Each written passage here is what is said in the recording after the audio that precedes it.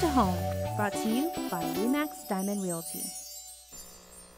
It is that time of week, my friends, when we talk about all things real estate. Now, taxes are something that I know a smidge about. Fortunately, I can file my own taxes, and that's about it. My friend Gina from RE/MAX Diamond Realty Guam is in studio, and she knows a lot more than I do. But we have brought back the expertise, the savant of taxes, I dare to say. Stan, good to have you back. You are a certified public accountant specializing in tax and the tax environment on Guam. So we're very, very happy to have you here. A very large portion of my practice is doing taxes. Yes. All right, very well. So Gina, you've said that, you know, there's a lot of areas that as a client services representative, as a realtor, with the law and with taxes and with like probate and everything like that, you pass them on to more Well, we're not allowed to give tax experts. advice. Yeah. We're not allowed to give legal advice. So whenever we have a tax question, we, of course, go to our friend Stanley Wilson. Well, what is the most common type of inquiry that you feel that you pass on to people like Stan?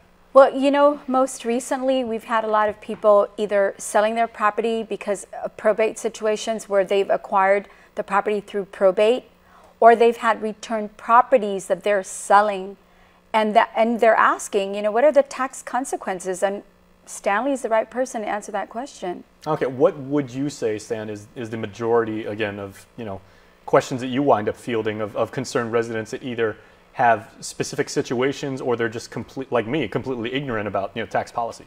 My first question to anybody that Gina or Liz Duenas refer to me is, are you or are you not an organic tax citizen? Let me give a little bit of background. In 1950, by two presidential decrees, whatever, and then finally law, they passed the Guam Organic Act. The Guam Organic Act did a number of things. It actually made everyone who was residing on Guam as of the beginning of the Organic Act U.S. citizens and their heirs. Therefore, if you were on Guam and got your citizens by virtue of the Organic Act, you're an Organic Act citizen. So my former wife, a Chamorro, was an Organic Act citizen. I'm not.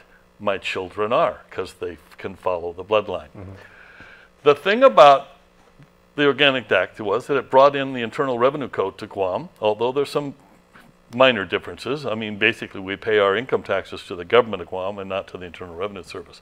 But for this purposes, the most interesting part of the Organic Act has to do with the estate tax and the gift tax. The estate tax and the gift tax are in the U.S. Internal Revenue Code, and they do apply to Guam, but there is an exemption if you're an Organic Act citizen, and it means that estates for Organic Act citizens are valued as of the date of death, like every other estate in the United States, but the estate is exempt from the estate tax.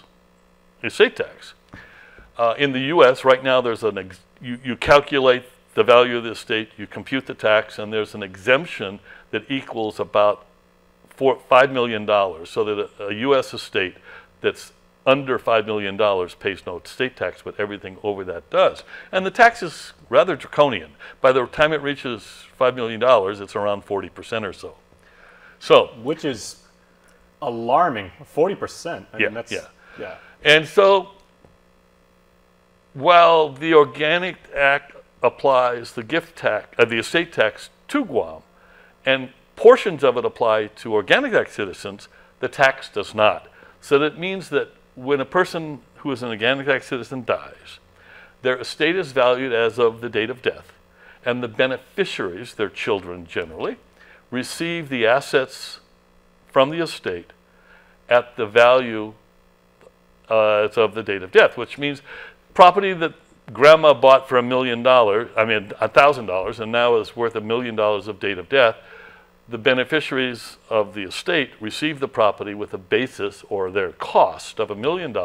So when they turn around and sell it for $1,001, then they have a taxable gain of $1, not a taxable gain of a huge amount. Mm-hmm. So, just like the estate tax Organic Act citizens are exempt from, they are also exempt from the gift tax. And the gift tax is on the same ratio basis, tax rate schedule, as the estate tax. It's high. And so the person in the U.S. who gives a gift pays a tax.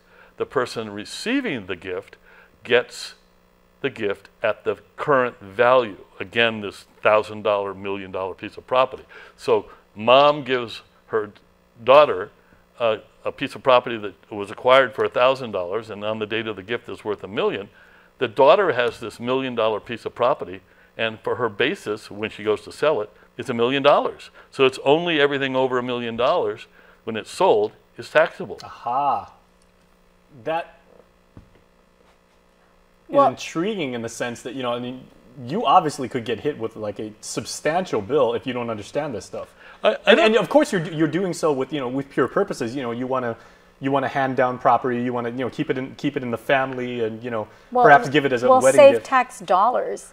Yeah. Yeah, that's the most important And I part. don't know the total history behind the Organic Act. I haven't studied it in detail, but I would suspect More so than most, I would say. I would suspect that the framers or the writers of the Organic Act realized that a lot of people on Guam were land rich and dollar poor, and as to help the culture of passing land down within the family, they exempted the Organic Act citizens from the estate tax and gift taxes, which assist in the passing down of property through the generations.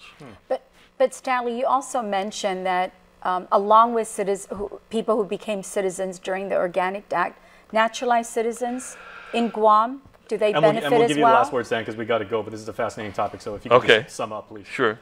So, I mean, the thing is that, and it has been tested and done, mom can give daughter the property. Let's say she holds on to it for a while, whatever that means, sells it, pays no tax, then waits a while and gives a gift back to mom of the cash. Theoretically, there's no tax anywhere. I mean, and then real quick, certainly this is something that a lot of people are going to have questions about. So if people would like to contact you, how may they do so? They can call me. Yeah. Very And I nice. will refer them to Stanley Wilson All when right. he's available. Well, we do appreciate. CPAs don't advertise. Oh, very. That's why you guys have marketing people. Yeah. All right. Well, thank you both. Thank Please you. stay tuned. We're back after this.